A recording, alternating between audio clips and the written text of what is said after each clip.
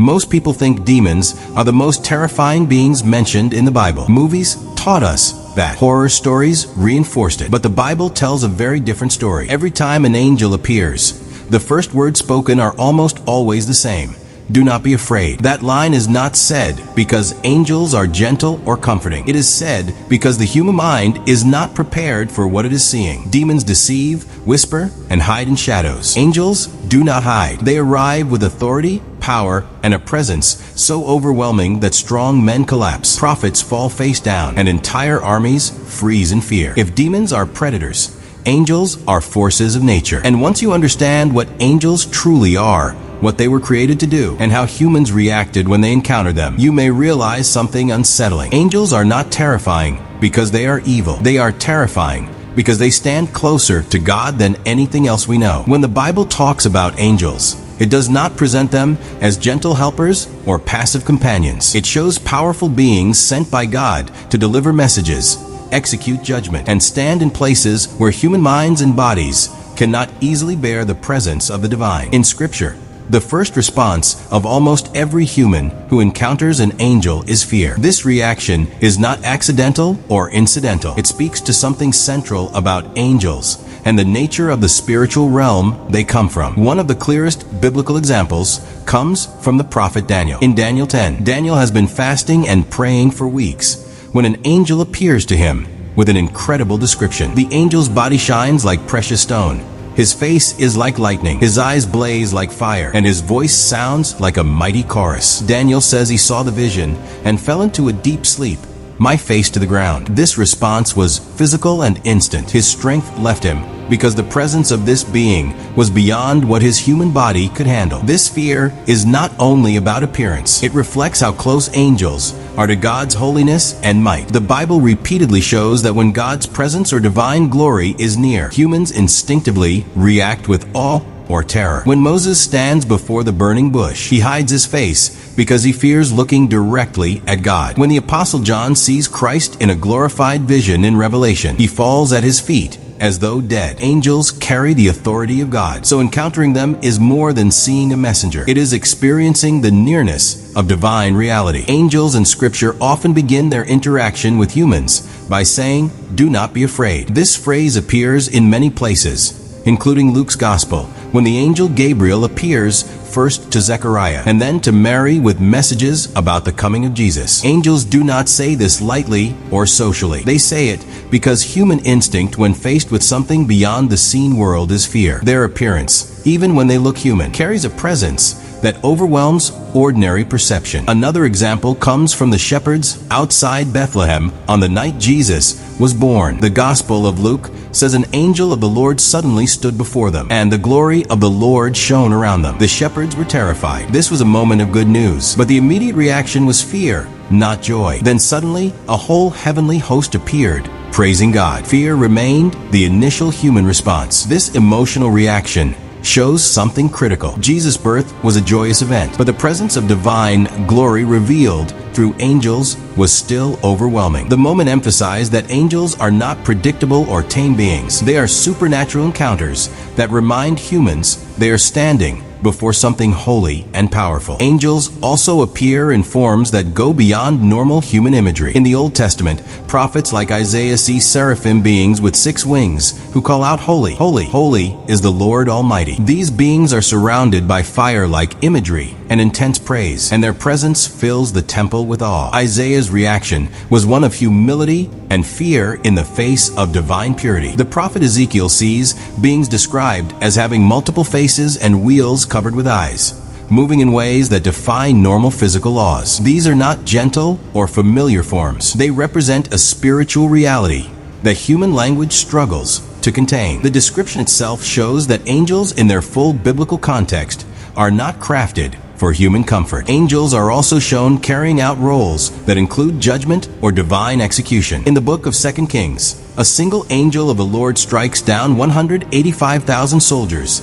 in one night as part of God's judgment. Their role is not only to communicate, but to act with divine authority. In other passages, Angels stand with drawn swords or enforce commands that affect cities and nations. These actions show angels as instruments of God's justice, not merely background figures. The cumulative effect of these encounters is clear. Angels represent something far greater than humans. They live in a reality governed by divine standards rather than human norms. When they enter human history, the effect is both awe-inspiring and frightening. Angels are terrifying not because they are malicious or evil. They are terrifying because they embody divine presence and authority that humans have not evolved to experience without fear. This fear is part of a larger theological pattern. God's holiness demands reverence. Angels reflect that holiness, and when they reveal even a fraction of God's presence, humans react with the same instinctive fear that marks every encounter with the divine throughout Scripture. Angels are messengers of God's will, but they are also reminders of how far human beings are from divine perfection. That reminder does not comfort, it confronts. Understanding this helps us see why angels function the way they do in Scripture. They are not crafted to be relatable or approachable. They are sent to communicate God's will, enforce His justice, and draw attention to His glory. In every appearance, the fear they inspire is a natural reaction to forces beyond human comprehension, markers of divine reality breaking into human experience. To understand why angels appear more terrifying than demons, it is important to understand that the Bible does not describe angels as a single, uniform group. Scripture presents a structured spiritual order with different kinds of angelic beings, each created for a specific purpose. Their roles are not symbolic or decorative. They are functional, authoritative, and often connected to moments of judgment, warfare, and direct interaction with God's holiness. When humans encounter these beings, fear is not caused by imagination, but by the reality of what these angels are designed to do. The Bible uses the word angel as a broad term meaning messenger, but within that category are distinct types of beings. One of the most well-known is the seraphim, described in Isaiah chapter 6. These beings are positioned closest to God's throne. They have 6 wings, not for flight, but for reverence and readiness. 2 wings cover their faces, 2 cover their feet, and 2 are used to move. Their primary role is not communication with humans, but continuous worship. They proclaim God's holiness without interruption. The atmosphere around them is filled with smoke and trembling foundations. Isaiah, a prophet chosen by God, does not feel honored in their presence. He feels undone. He believes he is ruined simply for being there. This reaction shows something critical. The closer an angel is to God's presence, the more overwhelming its effect on humans. Seraphim are not aggressive. They do not threaten Isaiah, yet their proximity to divine holiness exposes human imperfection so clearly that fear becomes unavoidable. This kind of fear is not panic. It is the realization of how absolute God's holiness is and how fragile humanity becomes in its presence. Another group described in Scripture is the cherubim. These beings are often misunderstood due to later artistic interpretations. In the Bible, cherubim are not gentle or childlike. They are guardians. In Genesis, after Adam and Eve are expelled from Eden, cherubim are placed at the entrance with a flaming sword to guard the way to the tree of life. Their role is enforcement. They do not negotiate. They do not explain. They protect sacred boundaries established by God. Ezekiel provides one of the most detailed descriptions of cherubim. They have multiple faces,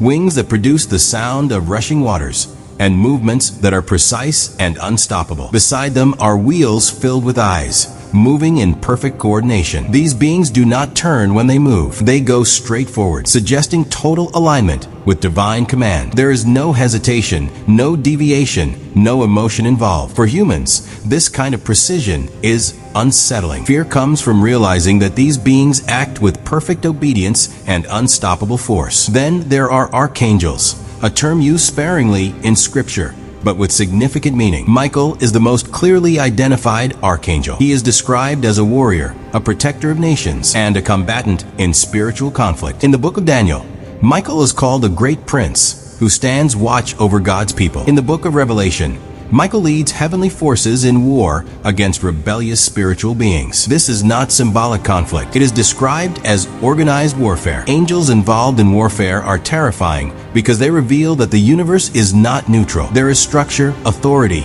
and enforcement behind spiritual order. Demons rebel, deceive, and corrupt, but angels confront, restrain, and defeat. When humans encounter angels associated with judgment or war, fear comes from witnessing power that does not need human approval or participation. Another aspect that increases fear is the authority angels carry when they speak. In Scripture, when angels deliver messages, they often speak with certainty, not suggestion. Their words carry divine backing. When an angel announces judgment, it happens. When an angel delivers a warning, ignoring it has consequences. This authority creates fear because it removes ambiguity. Demons confuse and manipulate. Angels clarify and declare. Angels are also described as timeless in comparison to humans. They do not age. They do not experience death the way humans do. They operate across generations, appearing in ancient history and future prophecy with the same identity and purpose. This creates a sense of permanence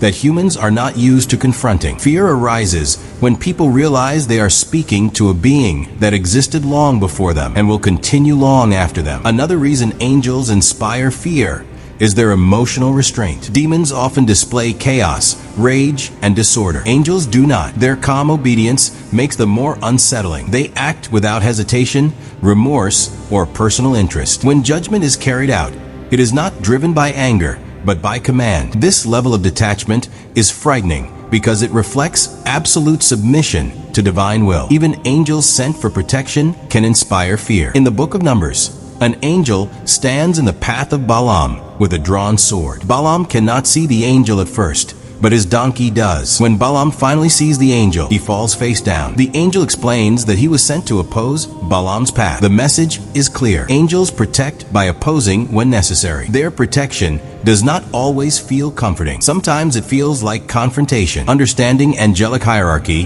helps explain why angels often appear more terrifying than demons. Demons operate outside divine order, relying on deception and fear tactics. Angels operate within divine authority, relying on truth and power. One undermines quietly, the other confronts openly. For humans, open confrontation with divine authority is often more frightening than hidden influence. Angels remind humanity that God's order is real, enforced, and active. They reveal that the universe is not governed by chance, but by command. When people encounter angels, they are not just seeing a spiritual being. They are facing the structure of divine authority itself. That realization brings fear because it removes illusion and exposes reality. By the time we reach this point, a clear pattern has formed. Angels do not try to scare humans, yet fear follows them wherever they appear. Demons, on the other hand, actively use fear as a tool. This difference reveals something deeper about power, authority, and truth in the spiritual world. Angels are terrifying not because they want to be feared, but because they do not need fear to operate. Demons depend on it. In Scripture, demons rarely appear openly. They work through possession, temptation, deception, and distortion. Their influence grows quietly. They confuse rather than confront. This is because demons lack true authority. Their power is limited and borrowed. They cannot command reality. They must manipulate perception. Fear becomes their primary weapon because fear weakens judgment. When people are afraid, they stop thinking clearly. Demons exploit this weakness. Angels function in the opposite way. They do not manipulate. They declare. When an angel speaks, the message is clear and final. There is no negotiation. There is no confusion. That clarity itself is unsettling. Humans are accustomed to uncertainty and gradual consequences. Angels bring certainty and immediate accountability. That level of directness shakes the human sense of control. Another key difference is origin. Angels were created to serve within God's order. Demons are angels who rebelled and fell away from that order. Because of this,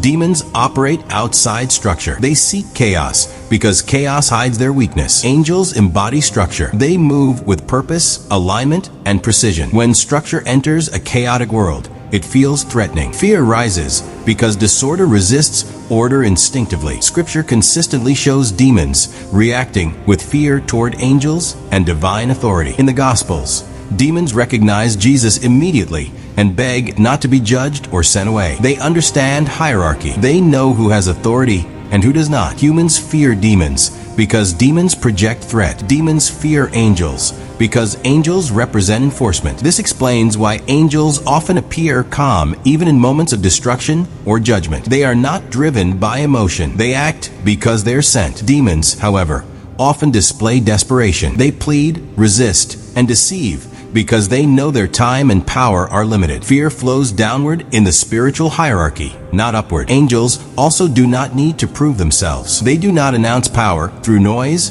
or spectacle unless commanded. When an angel acts, the result speaks for itself. Entire armies fall. Doors open without force. Chains break without effort. This quiet dominance is more unsettling than open aggression. It reminds humans that resistance is irrelevant. Another reason angels feel more terrifying is that they expose truth. Demons hide truth. Angels bring it into the open. When truth arrives, excuses collapse. Illusions fall apart. People are forced to confront who they are, what they have done, and where they stand. That confrontation creates fear because truth removes comfort. Throughout the Bible, when angels appear, people often believe they are about to die. This belief is not random. It comes from the understanding that encountering divine truth means facing judgment, even when no punishment follows. The awareness alone is enough to overwhelm the human spirit. Demons rarely produce this reaction because they avoid clarity. They prefer confusion over confrontation. Modern culture has reversed this image. Angels are portrayed as harmless and demons as ultimate terror. This reversal makes demons seem stronger than they are and angels weaker than they are. Scripture presents the opposite picture. Demons are loud because they are insecure. Angels are silent because they are certain. Understanding this changes how the spiritual world should be viewed. Fear is not the highest form of power. Authority is. Demons use fear to simulate authority they do not possess. Angels do not simulate anything. They operate from real authority granted by God. This also explains why angels often say, "Do not be afraid." That command is not meant to make angels less frightening. It is meant to stabilize the human mind long enough to receive the message. Fear is a human reaction, not an angelic intention. Angels are not offended by fear. They recognize it as a natural response to divine proximity. When humans fear demons, demons gain influence. When humans fear angels, angels bring clarity. This distinction matters. One kind of fear enslaves, the other awakens. Angels do not seek worship, control, or submission to themselves. They direct attention back to God. Demons seek distraction, dependence, and confusion. The real reason angels are more terrifying than demons is not appearance, strength, or mystery. It is alignment. Angels stand fully aligned with God's will. That alignment reveals how unstable and fragile human autonomy truly is. Demons exploit that instability. Angels expose it. Once this is understood, fear itself changes meaning. Fear of demons leads to paralysis. Fear of angels leads to awareness. One traps, the other warns. One consumes, the other redirects. This is why angels are not meant to be domesticated in belief or imagery. They are not companions designed to make humans feel safe. They are messengers, guardians, warriors, and enforcers of divine order. Their presence reminds humanity that the universe is governed, watched, and purposeful. And that realization is unsettling. If this perspective challenged what you thought you knew about angels, take a moment to reflect on it. Share this video with someone who has only seen angels through movies and art. Subscribe to the channel if you want deeper, research-based explorations of biblical mysteries that are often ignored or simplified. And let me know in the comments what topic you want explored next, because there is far more hidden beneath the surface of these ancient texts than most people realize.